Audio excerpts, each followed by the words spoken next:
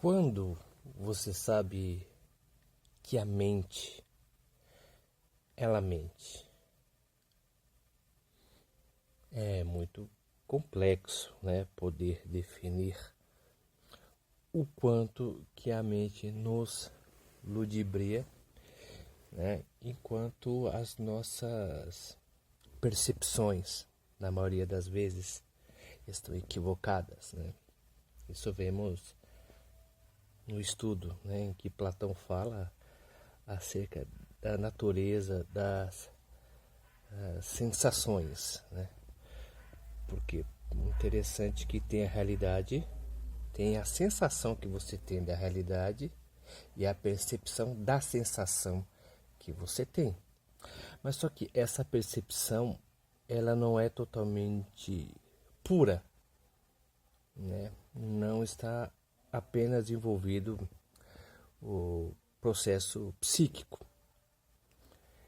Mas para podermos ver esse esquema de pensamento, teríamos que retornar, por exemplo, na cultura tanto grega quanto na cultura oriental, né? Quando fala acerca da natureza do pensamento.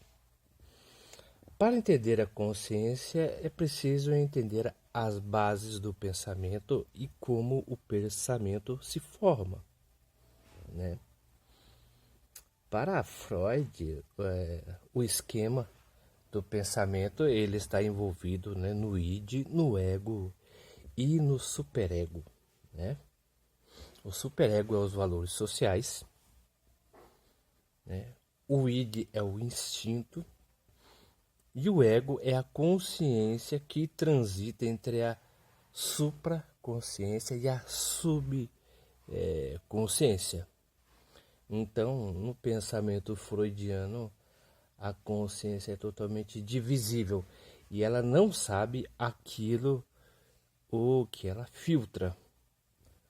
Por isso que Sigmund Freud fala que o ser humano não é dono da sua própria casa, não é dono da sua própria mente ou do seu próprio desejo e não é dono da sua própria racionalidade, porque o homem não sabe o que pensa, não sabe o que deseja, né? Então, com isso, ele transita entre o pensamento e o desejo, do qual a sua característica é totalmente neurótica. Porque o neurótico, na visão freudiana, ele é um ser totalmente fragmentário, um ser fragmentado. Por quê? Porque está o seu instinto, está o seu desejo, que é o id, né? Que em alemão é considerado como isso ou esse, né? No português se transitou como id, se traduziu. E o superego é aquilo que a sociedade dita, o que você tem que fazer. Então o ser humano, ele é divisível entre os dois desejos, o desejo social, né, e o desejo individual. O desejo social, ele segue para poder ser aceito no meio. E o indivíduo e o desejo pessoal, ele está envolto em uma individualidade, do qual ele faz apenas aquilo que lhe interessa, né? Então ele está envolvido, por exemplo, no universo totalmente, até mesmo que Freud chama de autoplástico. Por quê? Porque o id, na maioria das vezes, ele é autônomo. Então você tem que abrir mão do id para poder conviver socialmente, ou então você abre mão da sua convivência social para você viver bem consigo mesmo. Então você vê que a relação do indivíduo, da mente com a realidade, na visão freudiana tem esse aspecto. Então por isso que a mente tem uma característica totalmente neurótica. E se você quiser verificar isso, você pode ler o livro, né?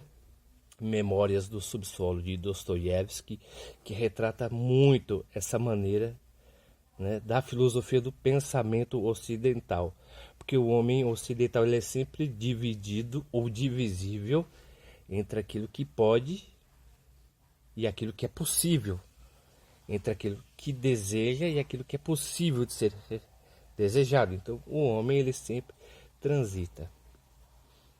No pensamento budista, o conceito de consciência é muito mais complexo, porque remete a uma tradução de 2.500 anos antes, né? Do pensamento, não, na verdade, 5 séculos antes, né, do pensamento de Cristo, que somando hoje dá 2.500 anos. Mas no pensamento budista, a consciência ela nasce da seguinte forma, né? Tem alguns aspectos, por exemplo, do qual se chama de khandas. Esses khandas, né, na visão búdica, na visão hindu, é tratado como hologramas. Tá a forma, vamos lá, ó. Existe uma forma. Você pode nomear essa forma com qualquer que ela seja, caneta, pena, bloco ou televisão. Então, existem 4 tipos de sensações, do qual eles denominam como hologramas ou khandas, que vai surgir a consciência. Então, o objeto é chamado de rupa, forma, e há as sensações e as percepções que vão moldando, né, esse conceito de consciência em relação ao objeto. Então, tem, por exemplo, a forma, tem a sensação, tem a percepção, os fatores mentais, a consciência e o eu. Olha bem, a forma, sensação, tem a percepção. Quando você percebe a sensação, ela entra na sua mente. Tem uma frase até aqui de Platão que diz, né? Não há nada que haja no intelecto a não ser aquilo que passa pelas sensações. Então você sempre percebe o objeto sentido, tá? Então sensação, percepção, formações mentais. O que é a formação mental? No conceito hindu e búdico, cada vez que você se associa, você tem uma espécie de experiência com cada objeto, vai gerando um conceito, né? E esses conceitos vão sendo amalgamados entre outros conceitos e vão formando novos conceitos. Há uma rede de pensamento que vai formatar a consciência. Uma leitura ocidental, né, que podemos ler e falar sobre isso, é o tratado, né, da emenda do intelecto, né, de Baruch Spinoza, e também vemos a obra de David Hume, né, que fala também sobre a natureza do pensamento e como o pensamento ele se torna. Então tem o outro seguinte aspecto que vai formando a consciência. Esse aspecto já formou a consciência. Então a consciência, em último estado, vai formando o eu. Então o eu, ele é o último aspecto que existe entre a realidade, a forma, que é o objeto, até a pessoa que experiencia a realidade. Então a pessoa vai sempre experienciando a realidade mediante as sensações, que é uma forma de holograma, né? Sensações, percepções, consciência, né? Ou formação mental e o eu. Então o ser humano, na visão hindu, né, vamos dizer assim, ele vai experienciando a realidade de uma forma muito mais complexa do que uma forma freudiana. Então toda a concepção que você tem da realidade parte de uma percepção que você tem acerca da mesma. Existe até um certo kantismo nesse pensamento. É lógico que é um anacronismo que eu estou fazendo, mas é uma espécie de kantismo, do pensamento de Kant, quando ele fala a questão do pensamento a priori e a posteriori. Como você interpreta a realidade? Através da percepção que você tem. Então, a percepção que você tem é um predisposto para formar um conceito mental, e isso é individual de cada pessoa. Por exemplo, fazendo uma analogia meio, né, vou fazer uma alegoria, na verdade, para poder entender esse conceito. Por exemplo, há várias pessoas na natureza. Algumas pessoas têm a natureza que é malha de ferro, pó de ferro, barro, vamos ver, pó de ferro, barro e mais o que? Vamos lá, azeda, outra doce.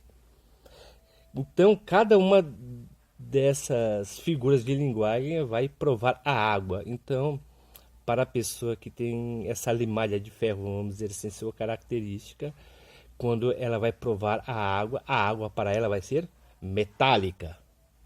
A pessoa que tem a característica da areia, né? Isso os hindus e os budistas usam muito, né? É chamado de objeto de translogia. Você explica algo lógico através de uma analogia. É algo que, por exemplo, a razão não pode explicar, mas a analogia pode. Porque a analogia trabalha por comparações. Então, vai lá. O ferro, a limalha de ferro vai experimentar a água vai ter cor, gosto metálico. O barro vai experimentar a água vai ter gosto barroso. O azedo vai experimentar a água terá gosto azedo. O oleoso vai experimentar a água e a água vai ter um gosto oleoso. O que que isso significa? Isso significa a percepção que cada um tem da realidade. Tem um livro do Arthur Schopenhauer que fala muito bem acerca disso, é característica para se poder viver bem, né? Em português é traduzido dessa maneira, que trata realmente disso. Então quer dizer que cada perspectiva de um mundo é um mundo de uma determinada perspectiva. Então por isso que a visão que cada um tem do outro é uma realidade totalmente projetiva. Ela é algo estritamente mental. O que eu julgo do outro é estritamente mental meu. E o que o outro julga perante mim, é lógico, é totalmente projetivo acerca do outro. Nós apenas passamos ao outro uma projeção que é intrinsecamente nossa. Então, por isso que criamos valores acerca da outra pessoa. Criamos valores acerca daquilo que ela é e não daquilo que ela é realmente, porque você está projetando a partir de você mesmo que o outro é. É lógico que tem algumas características que deveríamos analisar mais. Tem o fator social também, né?